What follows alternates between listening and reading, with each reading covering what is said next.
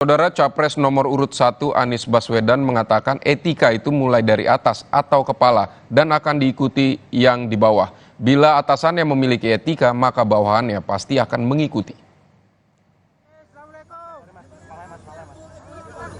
Saat berkunjung ke Morowali, Sulawesi Tengah kemarin, Anies Baswedan menyebut jika kepala atau pemimpin tidak memiliki etika, maka bawahannya pun akan seperti itu. Sebelumnya, Capres nomor urut 2 Prabowo Subianto sempat menyinggung mengenai etika pada debat pertama di agenda Gerindra.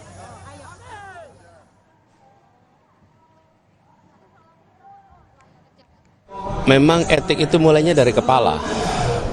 Kalau kepala tidak mengikuti etika, apalagi yang di bawahnya.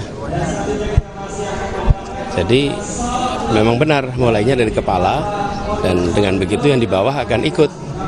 Itu aja. Apa sih jawaban yang muncul? Jawaban yang muncul adalah apa yang sudah ada dalam pikiran. Jadi sebenarnya ini adalah kesempatan untuk otentik. Otentik aja apa adanya. Nggak usah banyak-banyak kosmetik lah.